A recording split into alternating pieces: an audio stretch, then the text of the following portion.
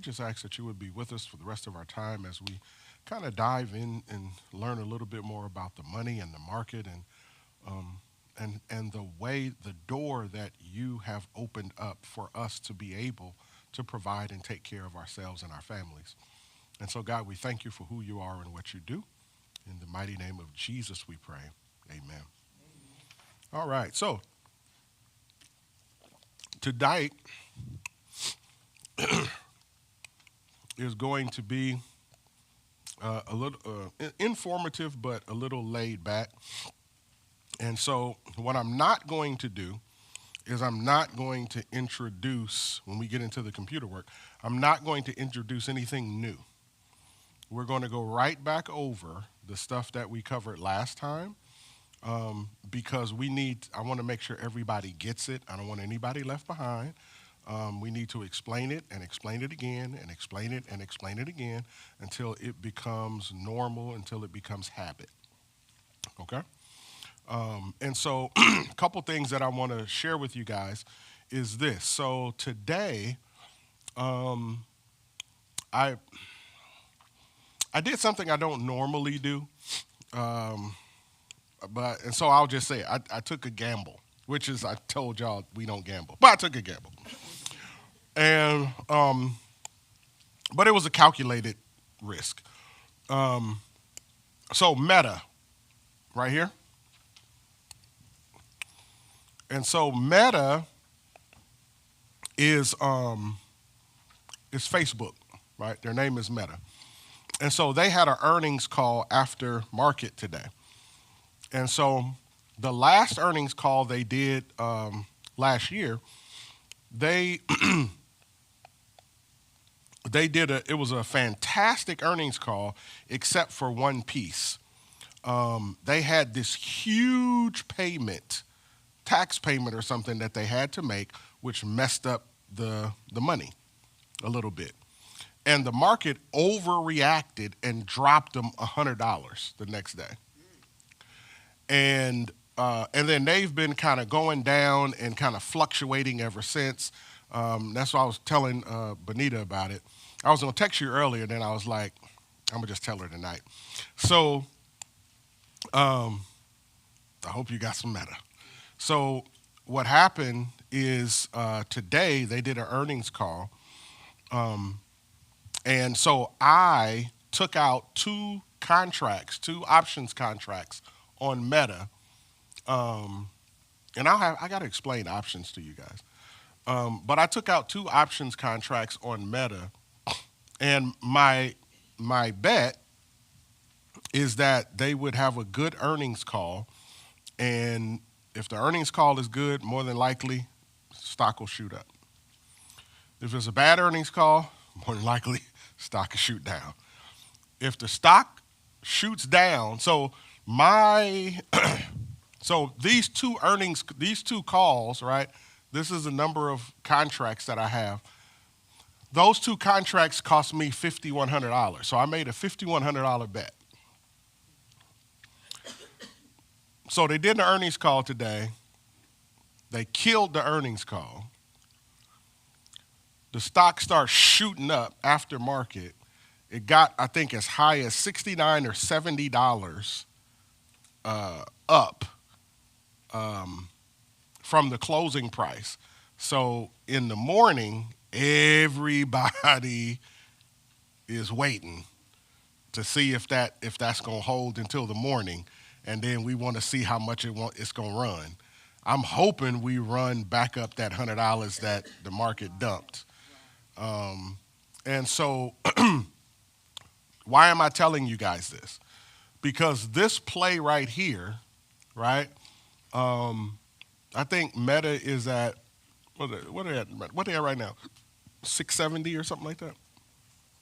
In the 680s, right there, 668.73. 668, okay? They're at 668. So maybe what I'll do is I'll explain options to you guys, not in detail, but I'll explain a little bit of it, just so you can get an understanding of how it works. And then later on, we'll get into the deep details of options. But I don't want to be talking over you guys' heads, okay? And so So let me do this. Let me explain what I'm explaining now. We'll jump to some current events that I want to explain, and then we'll jump back into options. I'll give you a brief overview of what options are, and then we'll get into the computer work. We good? Okay. All right, here we go. So the reason I'm sharing this with you guys is because if this thing holds up, right, and we open up the market tomorrow and they open at $30, $40, $50 higher than where they were, my $5,100 will likely turn into 15 to 20,000, right? If that happens, I will have made that in 24 hours, right? Just by having that position, okay? So now I also own shares of Meta, which I probably should have been buying more when the stock was lower. But but my shares of Meta will also go up, right? And so so right now, what is it? It's 668. So I know right now it's over 700 post market. I think because I think it was up to almost $70, but I think it came down post market, and then now we're waiting. Everybody's waiting to see what it's going to do in the market tomorrow. But let's see. Okay, here we go. Boom. Meta. Okay, there we go. Right. So, oh, they took it off. Okay, so it was at 668. It closed at 668. It was down $4.24 for the day. But then you see right here, right? It went down when the market closed, hit here, it bottomed out here, right? At 649. But then they reported when the earnings came out, that thing shot bow all the way up. It reached a high of about 740, somewhere around there, and then now it's settled at about 713, 714, somewhere around there. So we'll see what happens when the market opens tomorrow and what it does throughout the day. Okay? This is the power of the earnings call. Remember I had you guys listen to an earnings call last week or 2 weeks ago? And so the reason why is because this is the power of earnings calls. Whenever you have a company and they do good on earnings, the market tends to reward them, right? And you stand to make a whole lot of money behind certain earnings calls, depending upon what positions you have in the market on that particular stock. All right. And so what I'll do tomorrow when it all plays out, because I have a short-term option, which means I'm not going to sit on it and hold it. I got to figure out when I want to cash out. But whatever I do, whatever my account looks like, I'll probably take a screenshot and send it to you guys just so you can see, or I'll show it next week as well. Right? This is what we can do, right? So you can see it. All right. So with that said, yes. Okay, so say if it goes down, Mm-hmm. all right, so are you gonna hold it and hope it goes up? Mm-mm. No. If the market opens and that thing tanks for whatever reason, I'm outro. I'm not gonna wait because I don't, and I'll explain why. Once I explain options, I'll explain why I wouldn't hold it. My buy and hold, the actual shares, of course, sure, yeah. But my option, I'm outro. All right, and so and I'll explain why. Okay, so is all that clear? Does that make sense? What I'm explaining to you? Right. So I'm showing you because I'm wanting. I don't want to just talk about this stuff. I want to show you guys like real, like how, like at least for me, I'm actually in the market real time, right? And so, and because I'm in the market real time doing stuff, right? Like here is right? Here's my calls, and then I'll show you what that looks like in the morning. Okay? Um, cool? Okay. All right, here we go.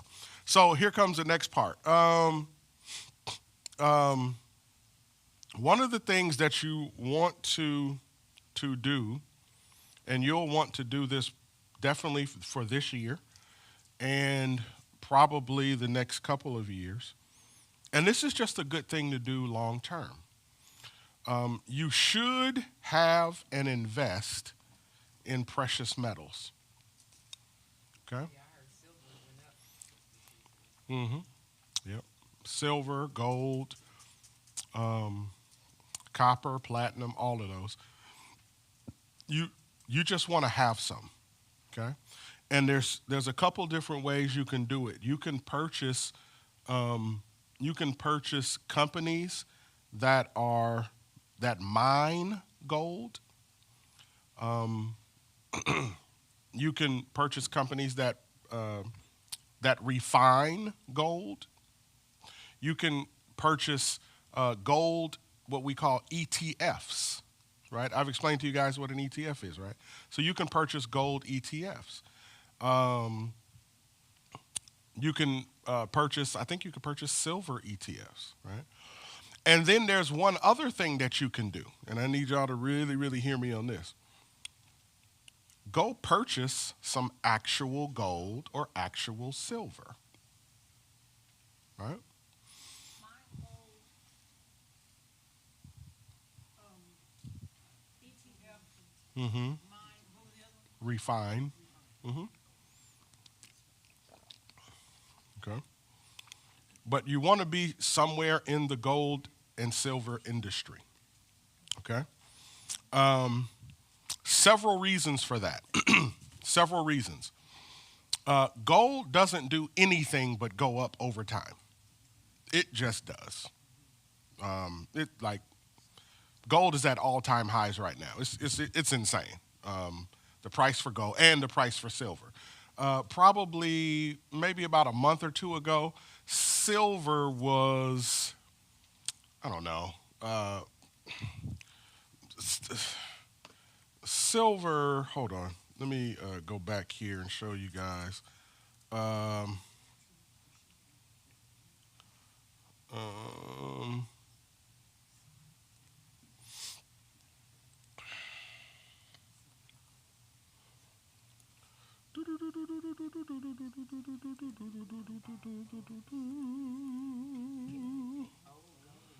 Okay, here we go. So this is something that I'm invested in now, which is this silver thing. So in 6 months, in 6 months, silver is up how much? 212%. Right? And so if you go where is six? So where is 6 months from where we are right now? What? Go 6 months back. What month are we in? Only January, so is it So July. All right. So let's go back. So let's go back to July. So silver was right around $32 in July. Right? Yeah, somewhere around there, $32, something like that. Right now, silver is at 105. Wow. Insane. Right? Insane. Okay? And that's this particular asset. If you go and buy actual silver, it might be different. This you're investing in a stock, right? So you can invest in silver this way. You can invest in a stock that is in the silver business, or you can go like Costco. They sell them. You can buy silver coins. You can buy gold at Costco. Costco sells everything, and so yeah, and so you can actually go buy it. Gold is really really really expensive. Gold is like I want to say, what is gold like $4,000 an ounce or something right now? Like it's crazy. Oh It's no, but I realized that they have gold bars that are like yeah. this small in paper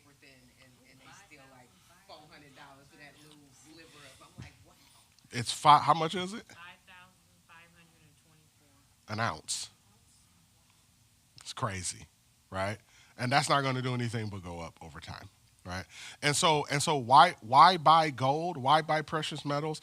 Several reasons. Number one, currently at this point, the dollar is losing value. Okay. And what that means is whenever the dollar loses value, what that means for us as people, as consumers, that means that the money that we have, it is no longer worth what it was worth when we got it. So I give an example. So let's say I need, okay. All right. So let's say, all right.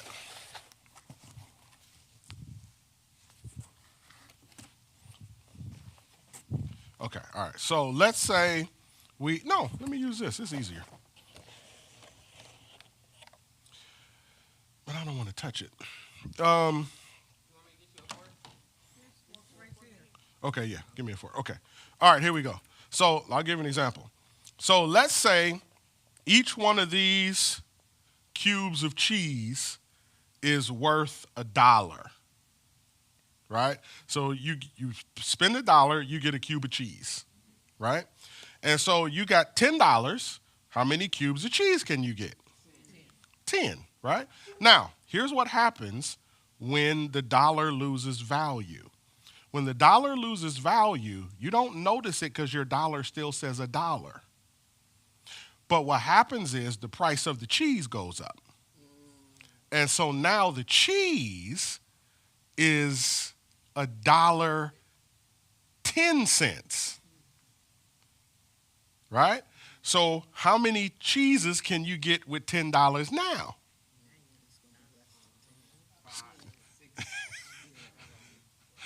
yeah, yeah, it's going to be it's going right. You got to calculate that, but so in other words, you go to the store with the same amount of money, but you walk out with less product. Why? Because your dollar is not worth the same amount as when you went before, and I'm sure all of us have experienced that. But does Uh, like foreign currency, when we go down, they go up in value? Not necessarily. Not necessarily. Some of them, yes, but not necessarily. The one of the primary issues right now is the currency in Japan, the yen is crashing. Their economy is crashing. The big problem with that is that Japan is the number one holder of U.S. debt. If Japan crashes, the U.S. crashes. So the U.S. is sending billions of dollars to save Japan. Another country we saving that they don't want everybody to know. But because we're sending billions and billions of dollars over to save Japan, it's devaluing the worth of our own dollar. So what's happening, and this is happening in real time, because the question is why is gold so high and why is silver so high? Because investors, when the money market starts to look weird and the dollar loses value, people run and they're looking for safety. Something that's gonna hold its value. They're looking for something that's going to hold its value that is not the US dollar, because the US dollar goes up and down in value. Any currency around the world will go up and down in value. The only thing that stays, that holds its value no matter where you go, is gold or silver. Right? And so, because gold and silver is worth so much in the US, but it is also worth so much in the UK, it is also worth so much in Great Britain, it is also worth so much, right? And so, and it, yeah, and it's not, you can't, how can I say it? So major investors use gold as what they call a hedge against inflation. Why? Because if I buy gold and the value of the American dollar is going down, the value of my gold is going up. So I'm not losing any value. I'm actually gaining value. Does that make sense? Right? And so people are now trading dollars for gold, dollars for silver. And so, oh wow. Because it's kind of universal, right? So like metals are universal.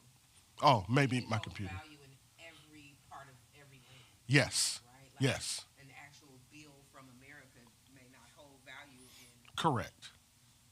such and Correct. such bill. So Exactly. Because the money, the currency that we have in the US and really anywhere else around the world, that currency, and this is what you have to understand.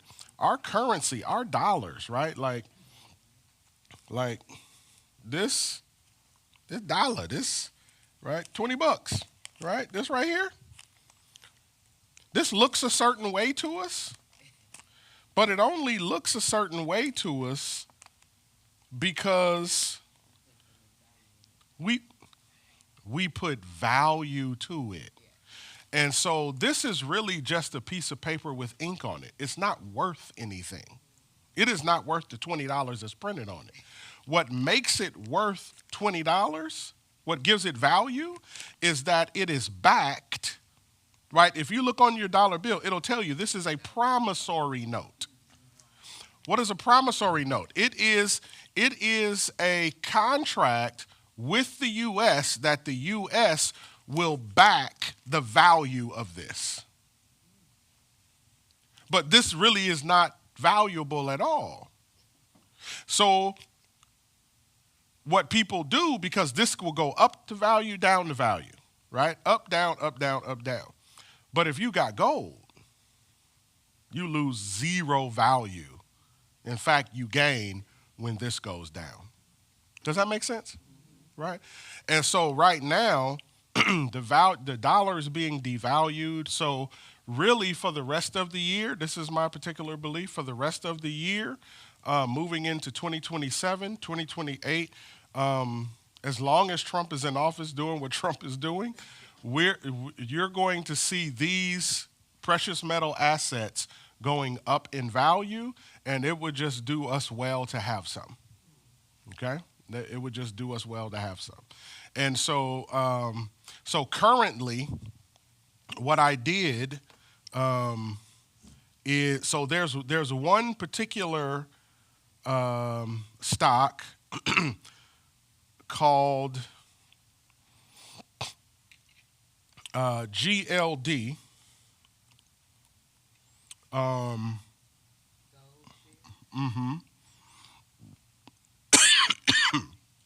So GLD is 494 right now.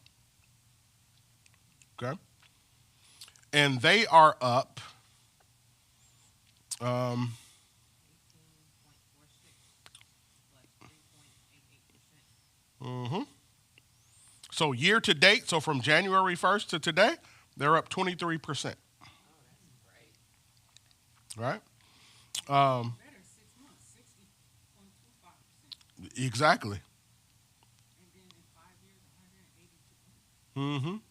That's what I'm telling you. Gold doesn't do anything but go up over time. Okay? And so there's a more affordable one. And the more affordable one is another company called GDX. Right? So I'm looking at this one. This is an ETF, and this one, remember I told you can look at mined gold. So these are gold. This particular ETF invests in gold miners, right? If you look at the holdings, everybody in their holdings, these are miners of gold, and so this one right now is $112. So it's cheaper to do this one than the other one. Does that make sense? And actually, today, I took a position on this one, right? I opened up an option position on GDX, okay? And so if I go back, and I just want to show you, if I go back and I show you, right? Because one of the things and you'll learn this about me. One of the things I'm not going to do is I'm not going to show you guys things that I'm not doing myself. Why? Because I want to be able to say I'm doing this and it works. I don't know about stuff that don't work. So this is my options play in SLV, right? So this was my first venture. I only took out one contract. I took it out maybe a week and a half ago, and I'm up 107% on that contract already. So you're holding that one? Yeah, I'm going to hold this one. Because I'm asking, that wasn't the reason that I was initially asking, I was just asking you asking, but I'm asking now, is that because it's December of 26 that indicates that you're holding it? What do you mean December of 26? You talking about this? Yeah. You'll understand that when I explain options. Yeah. Good question. Okay. But I just want you guys to see, right? So I'm telling you about the gold and the silver. I opened up a position in GDX today, and I opened up this position maybe about a week and a half ago in SLV. And so as of today, I'm up 107% on my option. The option itself, man, I didn't show it. Yeah, I didn't show it. I did so yeah, I cut off some numbers. But I wanted to show you what I paid for. Well, matter of fact, you can see right here. So I paid I think it was like 1,400 or something like that for the option itself, right? And so I'm at 107%. So my total gain right now is $1,500, which is 100% of what I put in it, right? So now if I cashed it out, I cash out right under 3,000. Does that make sense? All right. And so that's in like a week and a half with SLV. So that's how fast these things are going and moving. And once again, just for my recommendation for the rest of the year, you might want to think about trying to figure out how to own some of the precious metal assets. Why are they important? Because they serve as a hedge against inflation. They serve as a hedge against the devalued dollar. And the reality is this. Without these precious metals, we have no computers. Without these precious metals, we have no AI. Without these precious metals, we have there's no turbines. You literally can't do anything mechanical wise or anything else. We have no weapons, right? Without these precious metals. And you got to get them from somewhere. And there's a international fight on where you get this stuff from now, right? Because China's being stingy, and there's a lot of stuff that's really kind of going on. And what Trump is trying to do, and to a degree,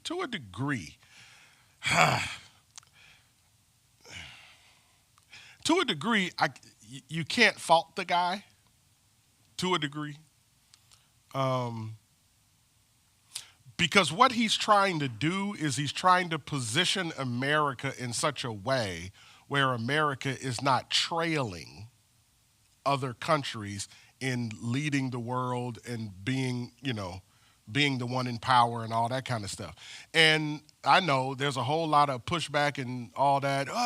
That's the thing, and I get it, but yeah. And I get that, I do, but here's my point. I live here. I know that ain't something. Right? I live here. And I'm not a Trumper. I don't like him, but I do want him to win. Right? Why? Because if he wins, I win. If he wins, we win.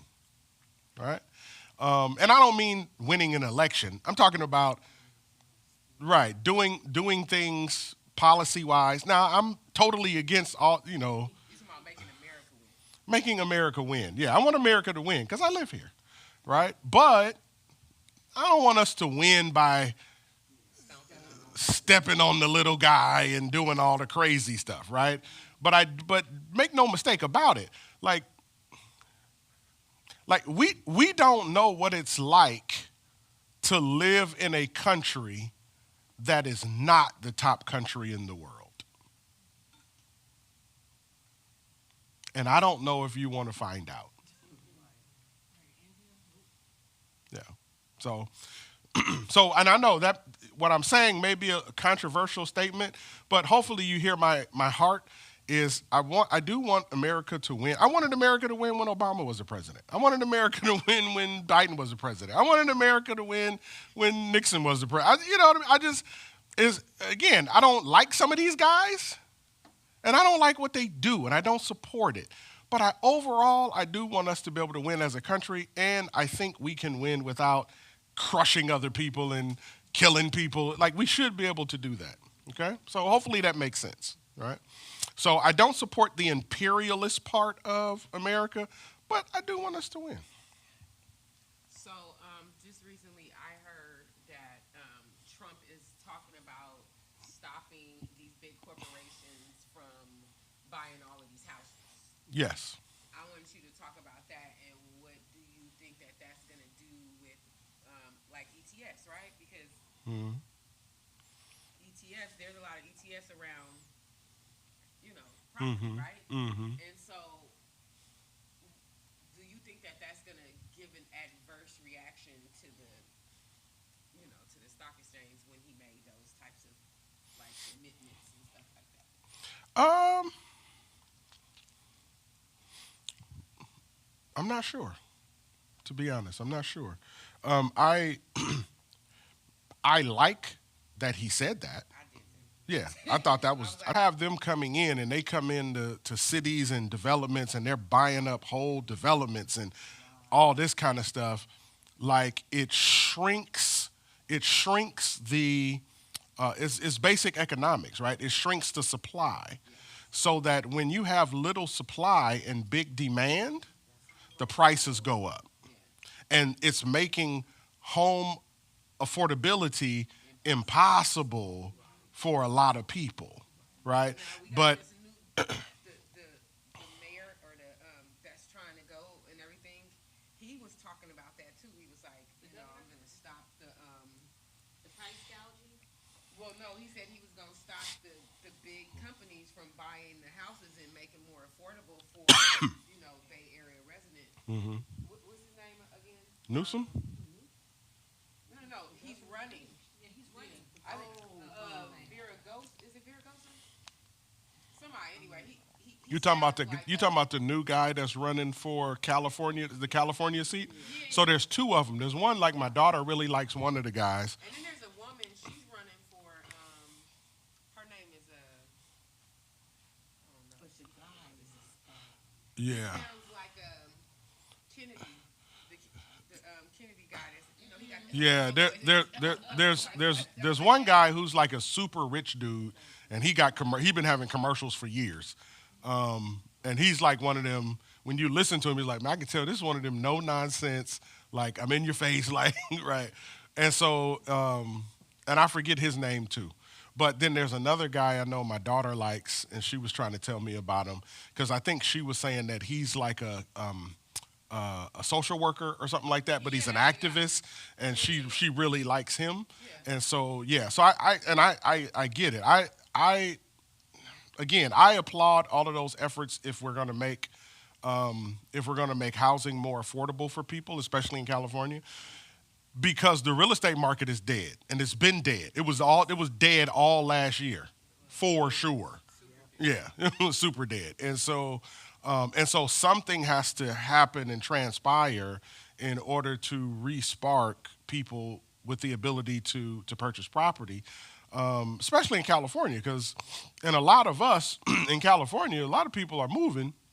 And we moving to Texas, we moving to Arizona, we moving to Nevada, we moving to Vegas, we moving to that's Nevada.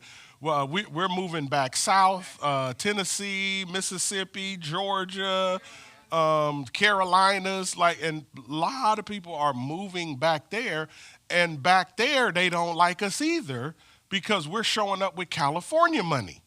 and we show up with California money, and we become like the new BlackRock. So they out there scratching, trying to buy a house, and then we show up, yeah, because we done sold something out here, and we showing up with 200 racks, right, looking for a 17-bedroom house, and you know what I mean? We dropping cash, and they like, man, you from California, huh? Right? And because we go to a lot of these cities, like in droves, we're doing the same thing BlackRock is doing. We're as California, we're running up the prices. They're not as cheap going up. They're not as cheap no more. They not. It was 2 or 3, now they 4. Yeah. They're like going up. Yeah, they going up. So, so something has to give to Steyer. That's his name. That's the guy. Yeah. Yeah, big philanthropist. That's what I'll throw at people who I think shady. Oh, you a philanthropist? When he was talking about the housing market, I know that. No, but he, the commercial, he needs to be in the yellow shirt and talk about. Didn't Tom Steyer run for president too? I don't think he ran for president. But Oh, he said he sought the Democratic Yeah, president. he oh, he did? ran for the Democratic Oh. Party. He didn't run. Yeah, he Okay. tried to get it. Oh, he didn't run for president. He tried to get the nomination. Okay. Gotcha. That's when they had 100 of them all in. Yeah. It was a gang of them. Back when it was 5,000 of them Yeah. out there, and they was all But I trying to get. remember his name. He was Yeah. one of the ones trying to run. Yeah, it was a gang of them. Galvanized climate solutions. Yeah. All right. What I'll do, and maybe I'll do this next week. I'll bring in a more robust presentation about precious metals and why those are important, so that you can understand the historical and the current events of what's happening and what's going on. So I'm not just telling you, hey, buy this, right? But you guys are able to see it and make it, make the decision that you guys need to make. But I just want you to know that's the direction that I'm moving in myself, right? Is becoming more familiar with that investment class and putting some of my money over there and letting it go and build. So this one contract that I have with SLV, what I'm about to do is do what's called stacking contracts. And so I have one contract now, but I'm probably going to, now that I'm at 100%, what I'm probably going to do is buy 2 more. And then when I get, and then if I get to 100% on those 2, then I'll buy 3 more, right? And so each one is stacking. And if I get to 100% on the second contract, this one will be at 200%. Does that make sense? So I got to think: do I want to do it every 50% or every 100%? And so I'll just play it like that, and then I'll stack the contracts, and then I can sell them when I need to. So, any other questions about that? Was that simple enough? Clear enough? Okay, all right. So let me give you a brief overview of options. Okay. So let me explain options to you in terms of what it is, so when I talk about it, you guys aren't like, what? All right. So an option. Man, I wish I had a whiteboard to write stuff down. Okay, so an option, how can I explain it? Okay, so I'm going to have to use this again. All right, not right now, but I'll use it in a few minutes. Okay, so, all right, so on your paper, I want you to write options. And then I want you to write the word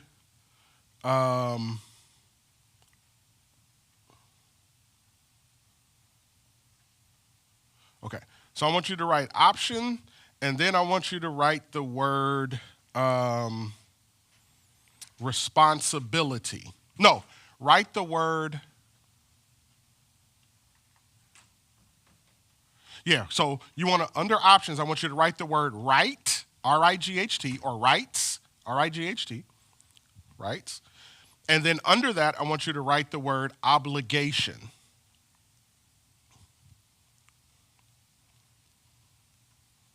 Okay? Bless you. Okay, everybody ready? All right, so whenever you get into an option, right? An option, whenever you hear people talk about options, you're going to hear this word. You're going to hear contract. An option is a contract. It's an agreement, okay?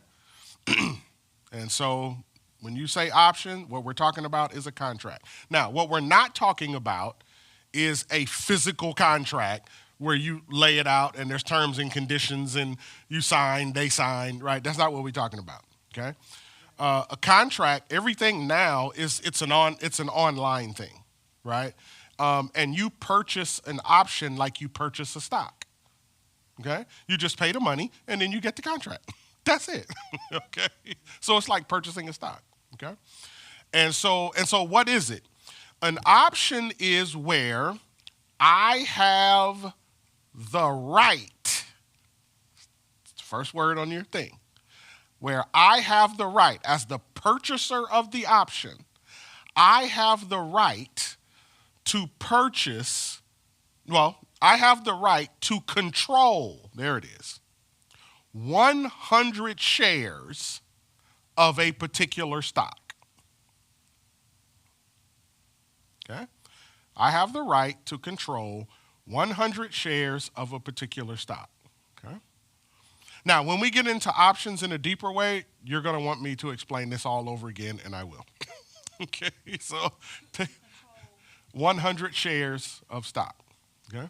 So whenever you do an options contract, you're always purchasing the right to control 100 shares of a stock.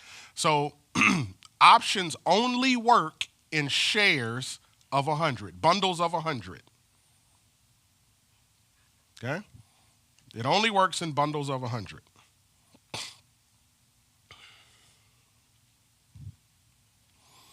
Everybody with me? Okay, here we go. So if I purchase an options contract, it is an agreement where I have the right to control 100 shares of stock. And that control can look a couple different ways. So I have the right to purchase 100 shares from you at a certain price, right? I can do that. I have the right to do that. I can purchase 100 shares from you at a certain price. Okay? Or I also have the right to sell the contract. Right? I can just sell the contract. I don't have to purchase the shares. I can sell the contract.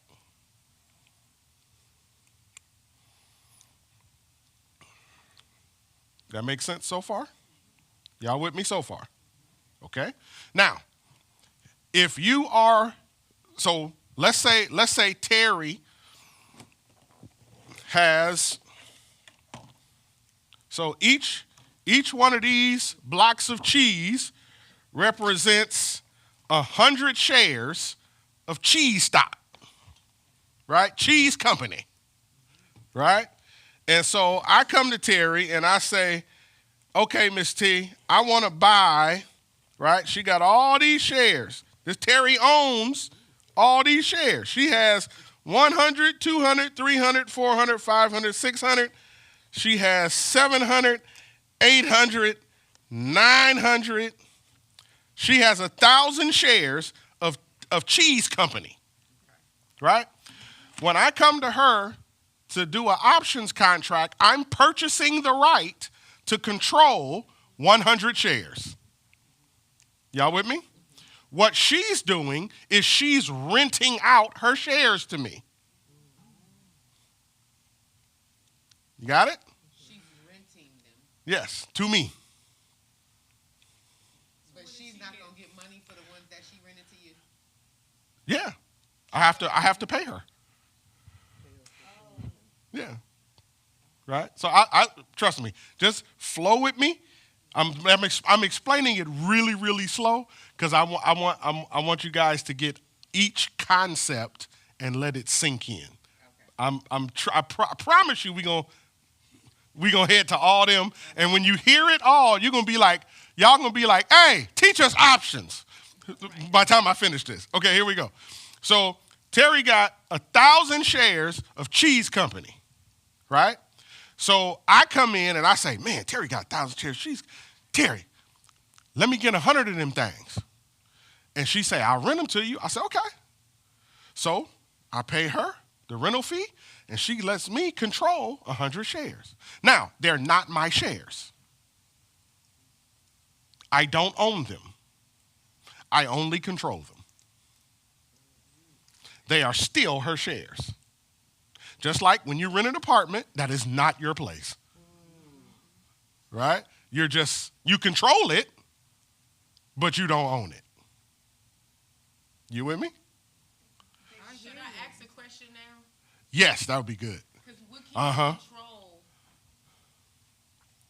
with it? I can, because I have the right to do two things. You was thinking the same thing.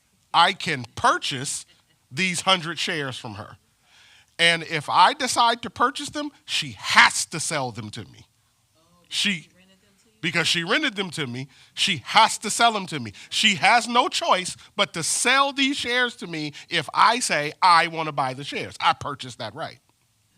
And she's obligated, that's your other word, she's obligated to sell them to me. So, she's renting them to you. Yes. You're paying her a certain amount of money. Yes. To rent them. Yep. And then you say you want to buy them. So then you're going to pay her some more money. Yes. To purchase the rest of the shares. Minus the money I gave her to rent them. But how are you making any money just renting it? And that's what I was just about to say, because that seemed like that's kind of like, so now, if you saying that you got that and you're making that much money, but then that doesn't even include what you have to pay her for renting the stocks, right? Yeah, But you paid up front, right? I paid up front for trust me, we gonna get to it. When we get to it, y'all gonna be like, oh, okay? So just hang on a second. We'll get there. All of your questions will be answered shortly. Just understand the small pieces first, okay? It's all coming together, okay? Okay. All right, okay, here we go. So Rosanna has 100 shares of Cheese Company, or 1,000 shares of Cheese Company. And each one of these blocks represents 100 shares. So I say, Rosanna, let me get 100 of them shares. And you say, okay, they're going to cost you this much.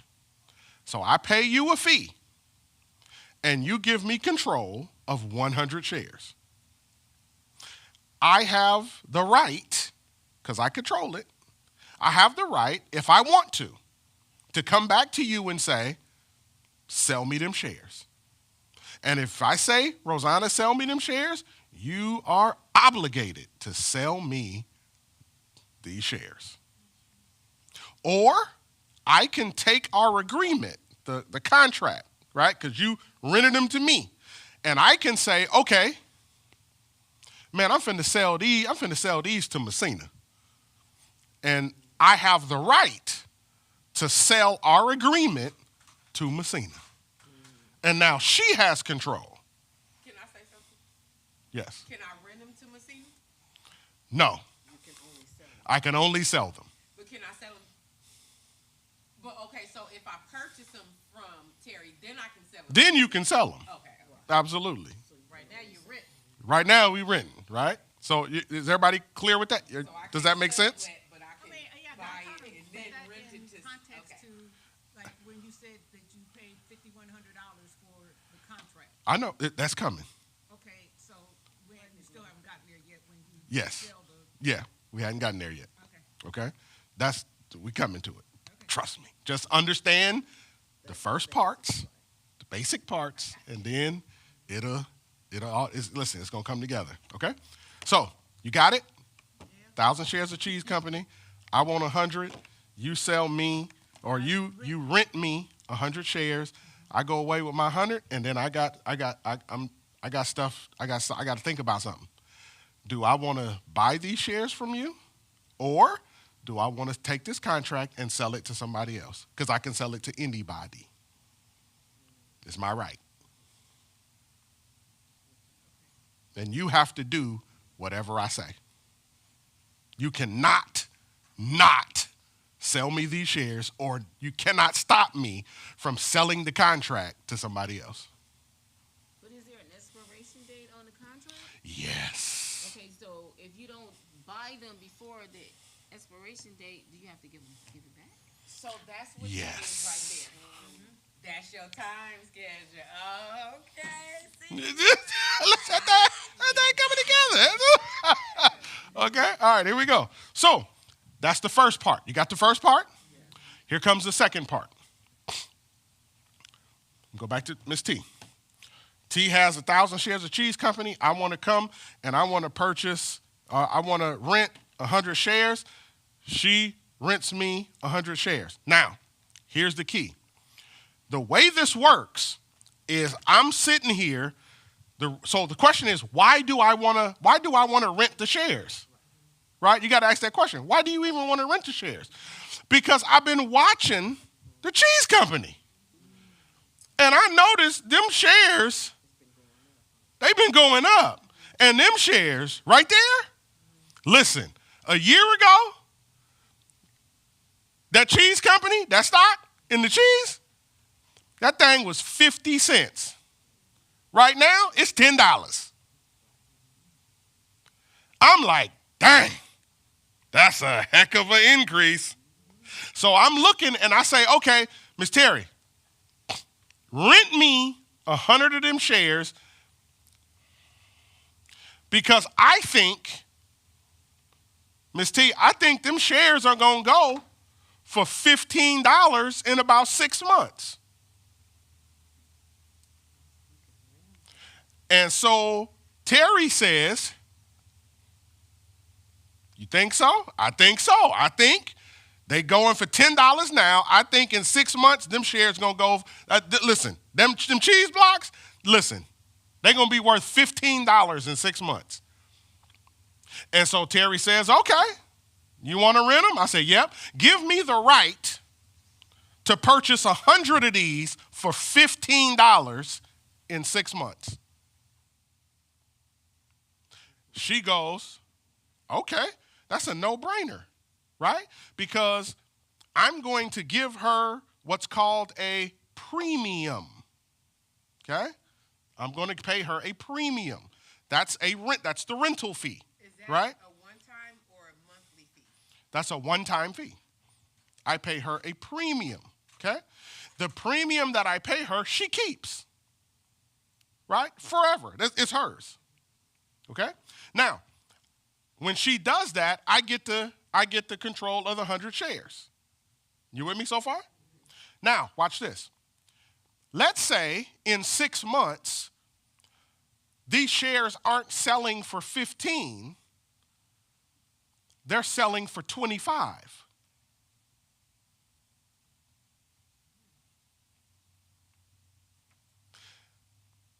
She has an agreement with me where I can purchase 100 for 15. But now they're selling for 25. But I can still get them for 15. I can still get them at the low. Oh, shoot. That is awesome. I can still get them at the 15. And she has to sell them to me for the 15. Because I got a contract. So the 15 is not the premium. No, the premium is a portion of the 100 shares. So for instance, if all of these shares, so she owns 1,000 shares. If each one of these 1,000 shares is going for $10, 100 of these is $1,000. So what I may end up paying her is $100 for the contract. Even though the shares are worth 1,000, I pay her 100 to rent them. How do you guys come to that? She sets the price.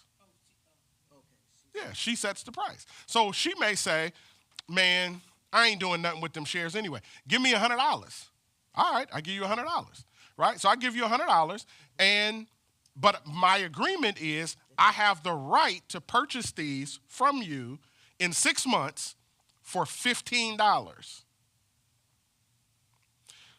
If the shares are going for 20, 25, 30, 35 in that 6 months, she can't sell them to me for that price. She got to do what the contract say. Does that make sense? Does that make sense? You see it now? Okay. The whole piece was missing was that she set the price. Yeah, she set the price. All right. Okay. Now watch this. Let's say I got the right to purchase these shares, but I also have the right to sell the contract, because let's say we're going along and, man, at the first month I buy the contract and I tell Miss T, listen, I'm gonna get them off of you in about 6 months for $15. And the first month, listen, them shares selling for $15 in the first month, the value of the contract now, it ain't $100 no more. The value of the contract may be $150. Because she not charging for the same contract, she not charging $10. Right? Or whatever. No, $10. She's not charging $1. She's charging $1. Maybe she's charging $1.25 now. So my contract is worth more. Does that make sense? That's why I might sell it to somebody else, because now my contract is worth more than what I paid her for it. Therefore, if I sell it to Messina, she may be like, man, listen, give me them shares. I'm watching it too. Give me them shares. And if she says I'll pay $125, and I say, okay, give me $125, right? $1.25 a share. She's gonna pay me $1.25 for 100 shares. I've paid her $1 per share for 100 shares. I gave her $100. She about to give me $125. I didn't just make 25 quick dollars. Y'all with me? Okay. Now, here we go. Here it is.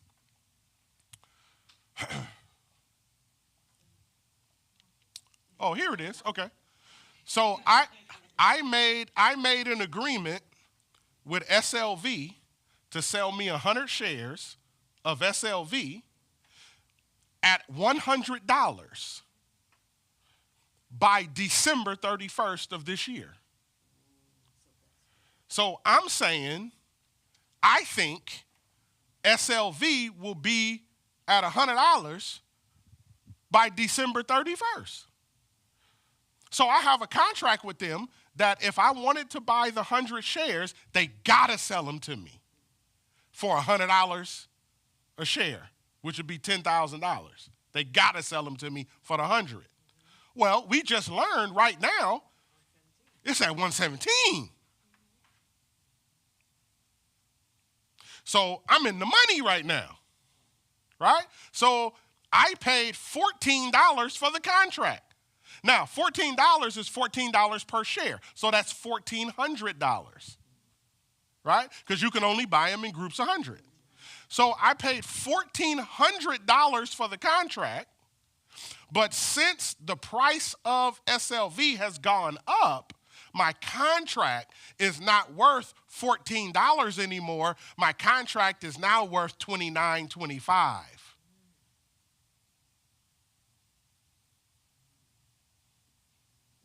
Are y'all with me? This making sense? Right? So now the value of my contract has gone up. And since the value of my contract has gone up, if I wanted to sell this today, I can sell it for this price, get that, and then clear this. So I get back my original premium plus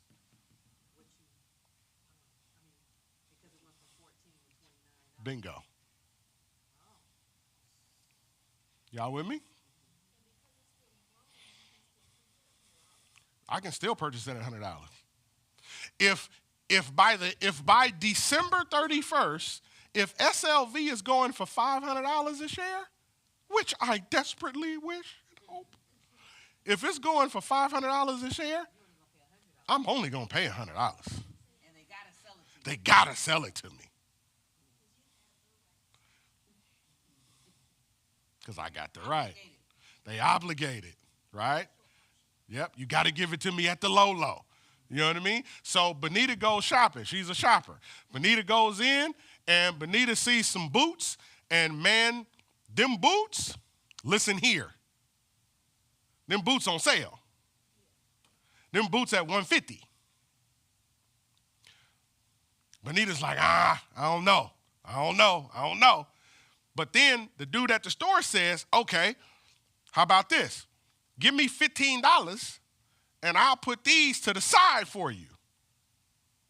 And you can decide whether you want to come back and get them later or not. Benita say, all right. She put $15 on it. Benita looks up 2 months from now and them same boots is going for $250. Now she got a choice. She can go in there with her agreement, and they got to sell her them boots for $150. Or she can walk somebody else in there and say, right? Selling them to her. I'm selling them to her. You know what I mean? This my layaway. Listen, this my sister want them. Give them to her, right? Or she could say, she gonna buy them for the $250, right? She bring in somebody else who's willing to buy it for the $250, but no. Is that right? Did I say that right? Did I say that right, y'all?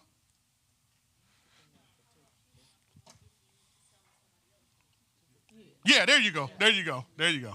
Huh? Yeah, she'll pay me. There it is. There it is. I buy them for $150 and then I turn around and sell them to somebody else. Bingo. See? Y'all know this better than me. Can you do options with dividend stock? Mm-hmm. You can do options with almost anything. And then do I get the dividend money? Not until you purchase the stock. Yeah. You gotta purchase it. All right. Get that dividend while I'm renting the stock. All right. And so I will. Did all that make sense? Making sense. Okay, it's making sense. It's all coming together. You're understanding it a little. I told you, when we get into options in a deeper way, you're going to want me to explain all this over again, and I will. But I just want to give you a brief overview so you can understand, okay? So a couple key terms. Whenever you decide on a price to purchase the stock, that's called a strike price, okay? Huh? Oh, man.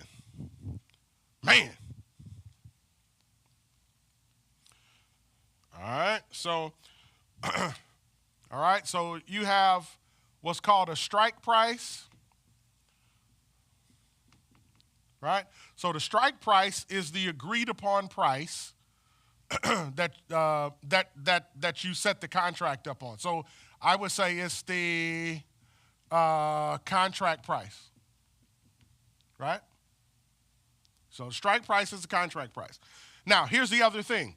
Whenever you do options, you have to purchase time.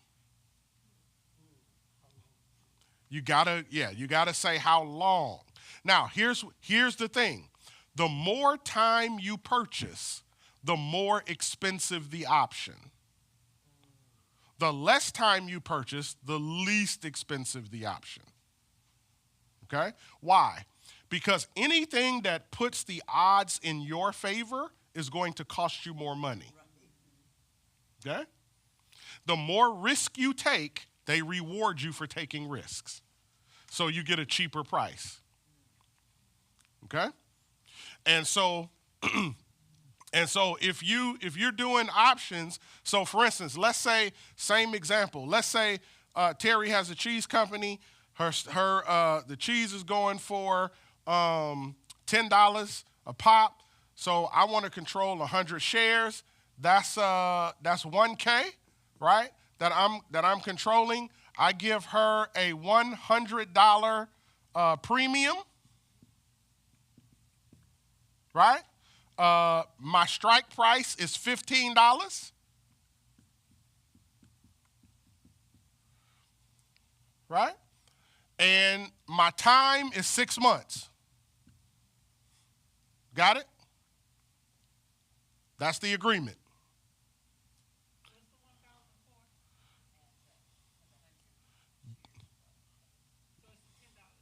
Yeah, so this is the value. Yep, this is the value of the stock I'm purchasing. Because I'm purchasing I'm purchasing the right to control 100 shares at $10 a piece. There you go, right? So the value is $1,000. I pay her a $100 premium. My strike price is $15 in 6 months. Got it? Okay. Now, I can take everything and keep it the same, just about, until I change the time.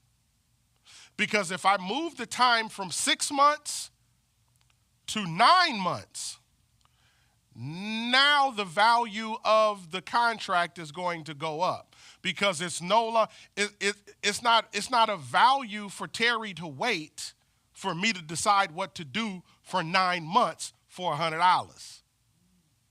So for her, she's going to want probably $150 for the extra 3 months. Are you with me? Does that make sense? It's just a flat 150. So would that be a total of 250 you gave her? Or is it 100 for the 6 months, then you have to give her $50 more for the additional 3 months? No, all I'm saying is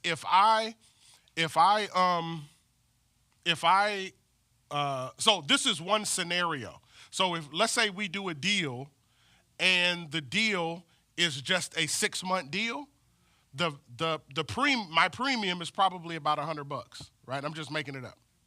But let's say we don't do this, but we decide to do all of this, but instead of 6 months, it's 9 months. The value of the premium is going to go up at that point, because you're going to want more money for the renting of the shares. Does that make sense? Yeah. All right. And so, all right. So let me, I'm going to show you this in real time. Boom, boom, boom, boom, boom, boom, boom, boom, boom, boom, boom, boom, boom. All right, let me show you this in real time. Okay, so can you put it back on this one? No. Hold on, let me stop my thing because it's probably still in. Yeah, okay. Boom, boom. Okay, we got it? Okay, so give me a company.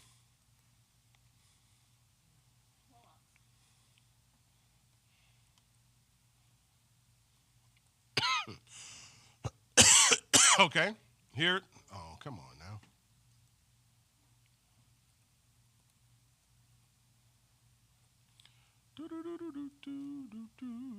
All right, here's Clorox. Clorox is going for $108 right now. Okay, so I'm on E-Trade. So if I want to see what the options contracts look like, then I come down here to what's called the options chain. Okay, so I click options, and it takes me to this page. Okay, so this page is where what you see here, all of this is what's called an options chain. Okay? Is everybody clear with that? Let me blow it up a little bit so you can see it. Okay? Now, let me explain a couple other things about options. And here's a interesting thing about options. You can make money in the stock market when the stock is going up, and you can also make money when the stock is going down with options. Okay? And how do you do it? Back to the screen. This is what you call a call. Okay? Calls are when you are saying, right? It's when you're anticipating the stock is going to go up. If you want to do options, you would purchase what we call a call option, meaning I believe the stock is going to go up. Okay? On the other side is what's called puts, a put option. This is when, if you say, nah, I believe the stock is going to go down. Terry got them cheese joints over there, and they going for $10 right now. Man, listen, in 6 months, I think them things going to be going for $7. And I can pay her betting that her stock goes down. And I can still make money that way. Right? And so the way I win is if the stock tanks. Right? That's how I win. Right? But on call options, I win if the stock goes up. Now, myself, personally, I probably 95% of my options are call options. I don't really play around with put options. The reason why is, number one, it's a different strategy to do put options. I don't like them too much. It's a different strategy for it. And it takes a lot of attention for me to be able to do put options comfortably. And to me, put options are going opposite of the market. What I mean by that is the stock market is rigged to go up about 70 to 75% of the time. So I want to be where the stock market is probably going, right? Now, there's some times where you know the market is coming down, right? Something happened in the market, you heard some news, something like that or whatever, and so you can just anticipate, it's probably going to be choppy for the next, and then you can come in and do some puts if you like and try to clean up some money or whatever, okay?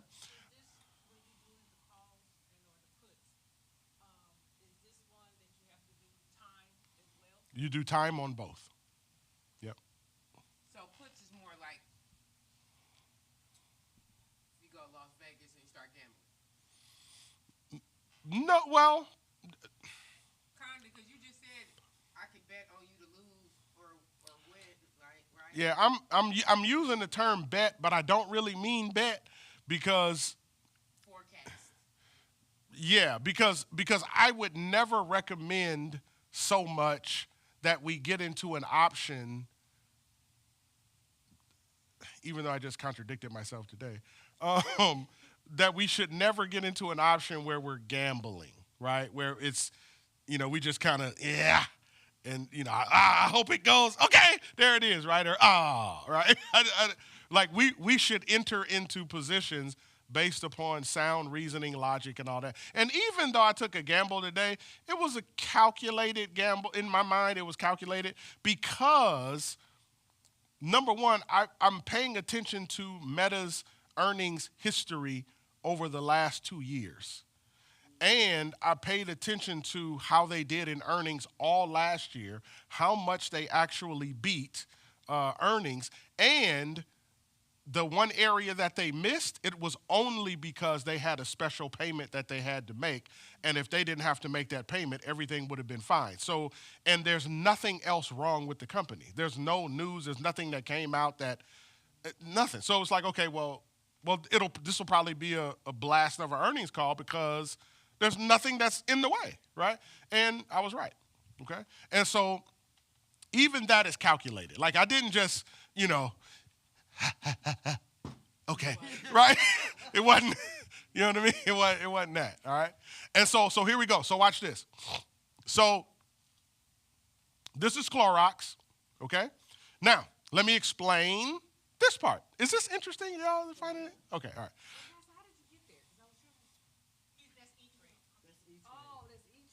Yeah, I'm on E-Trade. Dave, what happened? Wiggle it again.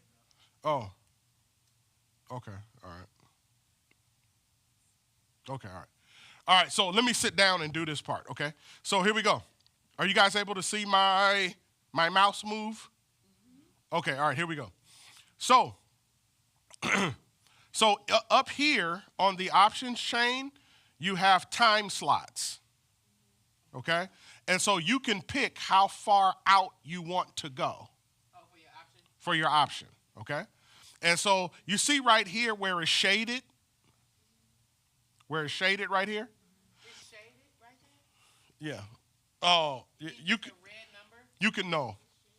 Starting at 105 is shaded going up. I can see it on my computer. It may not show up. You can see it? Yeah, it's barely. Oh, you can see it over there. Yeah. Yeah. Okay. All right. All right. So you see how it's shaded from 105 up? Okay, this is what you call, this is another technical term, this is what you call in the money. Okay, in the money. So in the money means that you're buying a contract that is already profitable. Okay, it's already profitable. That's in the money. Why is it already profitable? Because it's already past the strike price. Right? So if the strike price is 105 and it's at 108, it's already past the strike price. Right? If it's at 90, well, this is at 108. So it's already past the strike price. So you can buy what are called in the money calls, if you like. They're more pricey. Right? Why? Because you're buying a contract that already has value attached to it. So that's safer. The safer you are, the more it costs you. Can I get out of my option before my time is up? You can get out of your option anytime you want. It is your option. Yep.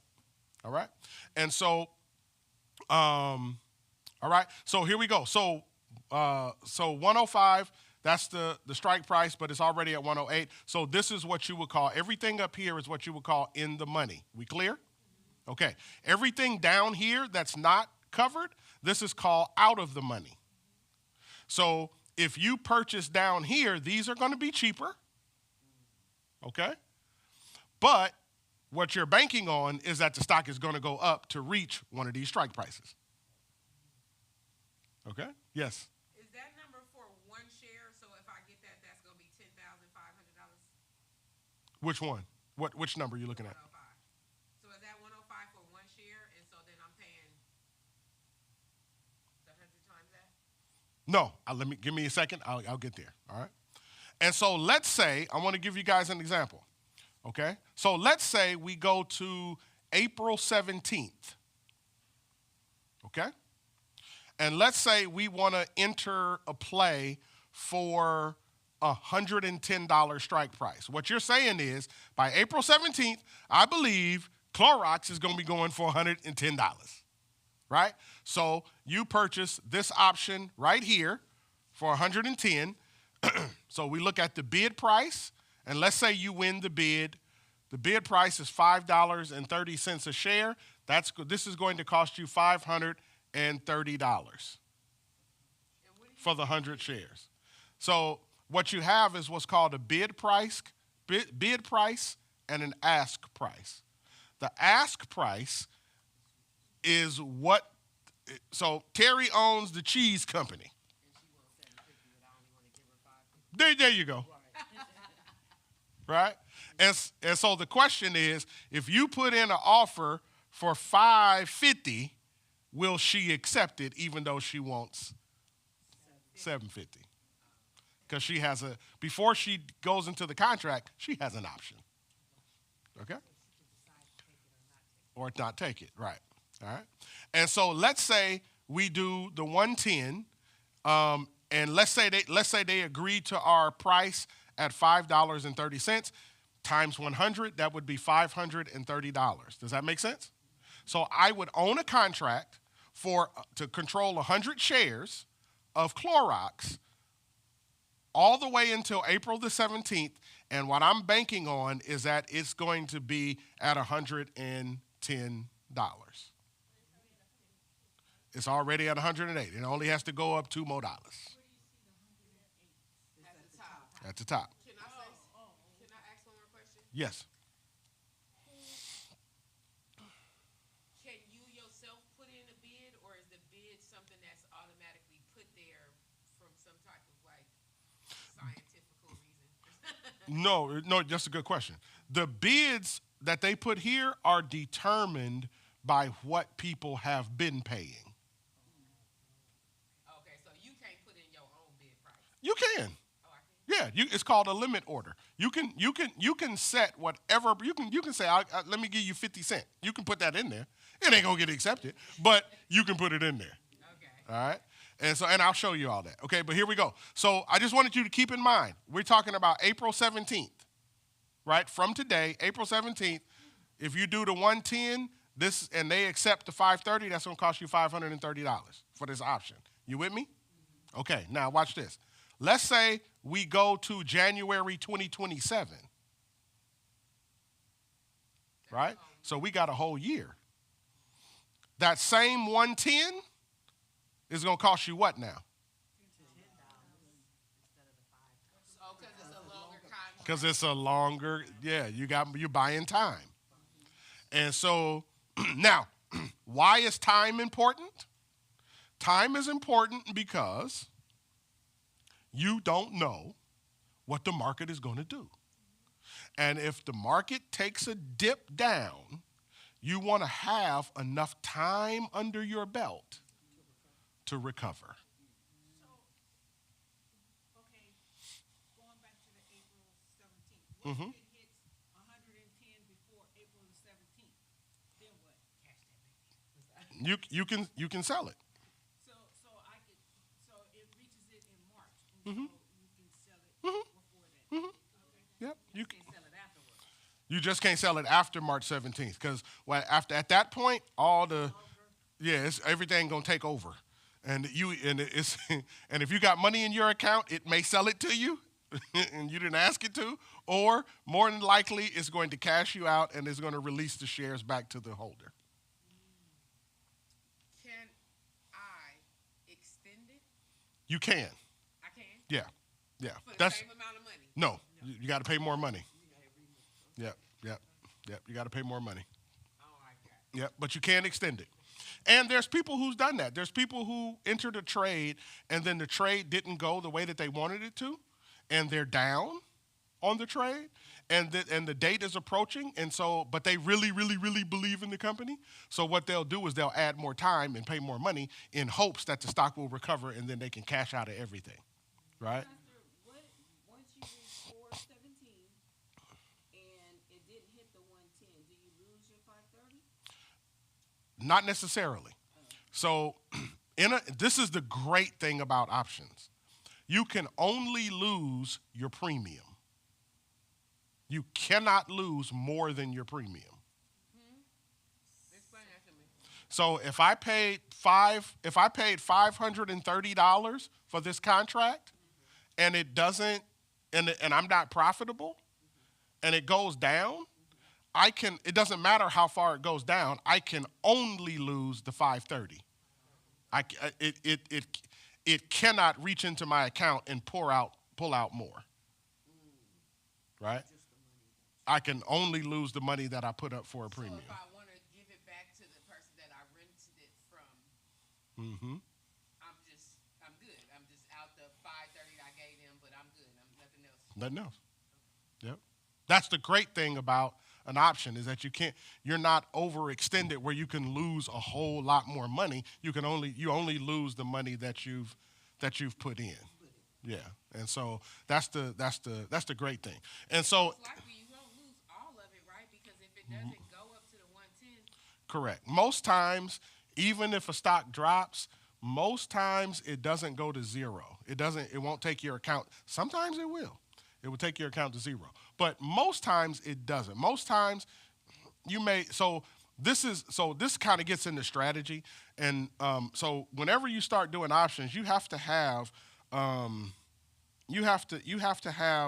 a strategy of when to get out, right? And so you have to set a limit that you're willing to be down. Is your limit 20%? Is your limit 30%? Is it 50%? Right? What's your limit to be down? And so there's some trades where I got out of a trade today because they had a great market. They had a great earnings call. I don't know what happened, but when the market opened, that thing started tanking. And I was up 42%, and in 15 minutes, my account is down like 15%. So I just sold it, right? And I'm wishing I would have sold it yesterday because then I'd have had a cool $1,000. But anyway, but yeah, so I just sold it because I wanted to preserve my capital, right? But I've had other accounts where, like my account, I had one account, that thing was down like 72%.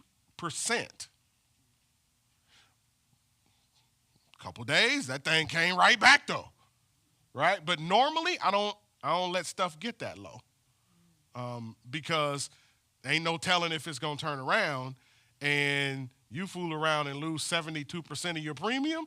That's capital gone, right? And some of these capitals aren't cheap. I mean, some of these premiums aren't cheap, right? So I'll give an example, and then hold on, what time we got? Okay, all right, we almost done. We didn't get to no computer work anyway. So let me give an example of what I mean. Let's do Meta, right? Let's do Meta, okay? So let's do the options chain. Let's go here, just right quick. Boom, right? All right, here we go. Can you see the screen clear? Okay, all right, here we go. All right, so let's say, so this is what I did today. I did February 20th, I think, for my Meta option, right? And I think I did 670 strike price.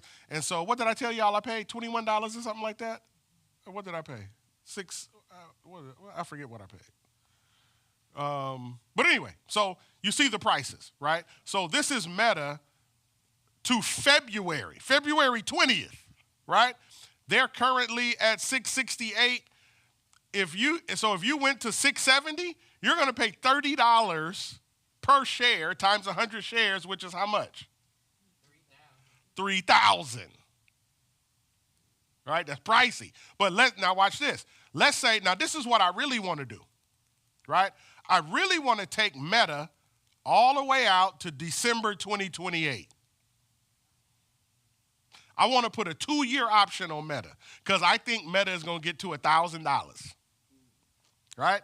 So what I'm going to do is I'm going to go out 2 years, and then I'm going to pick, because it's me, I want to be in the money as soon as possible. So I'm going to pick 670, but guess how much this is now? Ooh, that's 19,000. That's 19,000, wow. Right? So what's the difference between the top shaded versus the bottom that's not shaded? This is what's called in the money. It's already past the strike price. Oh. And this is not. Okay? So if I put a 2-year option on this one, now notice we just went from 3,000 to 19,000, and the only thing we did different was we added time. Right?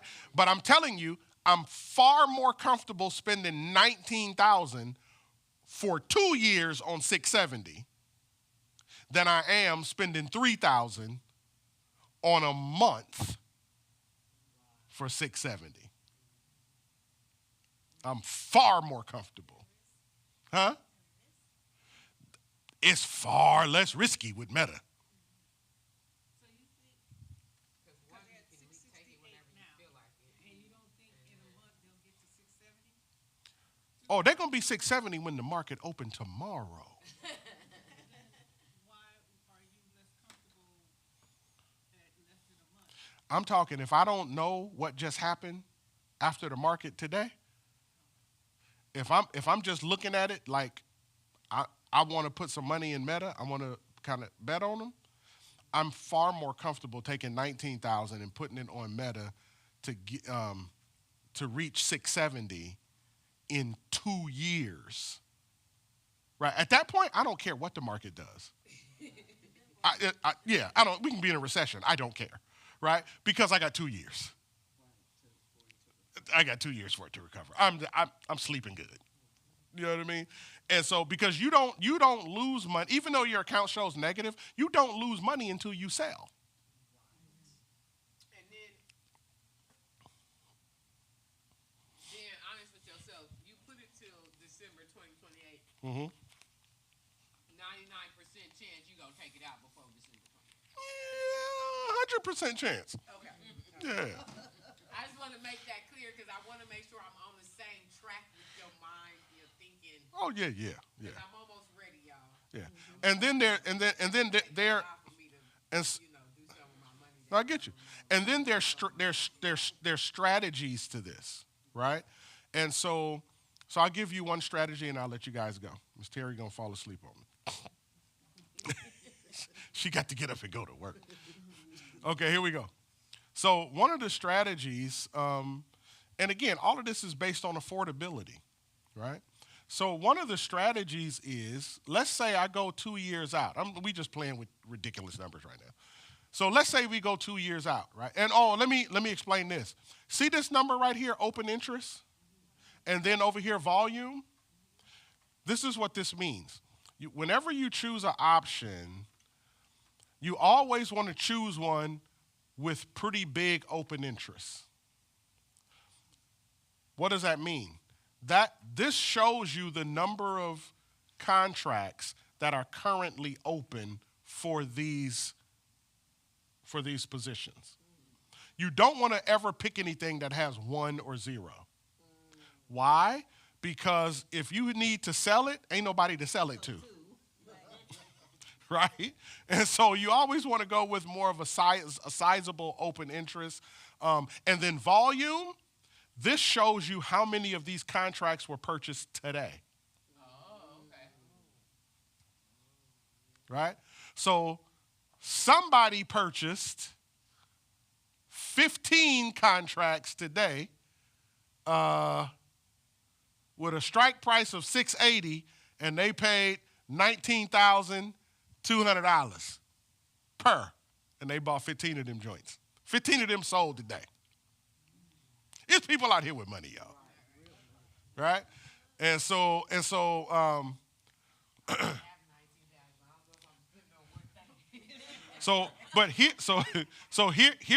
the strategy if you can afford it, okay? Is again, if you can afford it. When you're first starting, you buy one contract. Why? You put your feet in. You test your strategy. You make sure you're good, right? And you see what happens, okay? You watch it. You check it. You buy some time. You get comfortable, right? Once you get your foot in there a little bit, once you build up your reserves, you always want to buy at least 2 contracts. Why? Because let's say you pay, let's do $670. So let's say you pay $19,600 for the contract, and you buy 2, right? Now you paying about $40,000, almost $40,000, right? Now watch this. Let's say you bought this today, right? Some of these people bought this today because they were playing the earnings. And then tomorrow they about to be. Tomorrow, it's gonna be some. It's go from a -70 to a positive. Listen, it's people gonna be happy tomorrow, and so what's going to happen is this. So watch this. Let's say I paid the 19.6. I got 2 contracts. I paid almost 40. That thing runs. I look at my account. I'm up 100%. What that means is I'm up $19,600. What do? You sell one of the contracts. You sell one of the contracts and you get your original 19, plus you get your additional 19. And now you got your money out for both contracts and now you're playing with house money. So you have the contract, but you're not risking a dime because the market already gave you all your money back. Does that make sense? Yeah. So there's strategies to it. Okay? All right. So that's just an overview of options. Hopefully that was. That was good because I didn't know what options was at all. So. Yeah. Yeah. Yep. All right.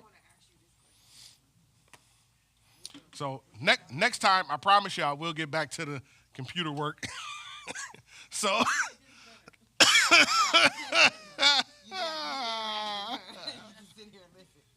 Well, see, I could tell y'all all kind of stuff. I want you to be able to find it for yourself and research it and look it. Absolutely. Absolutely.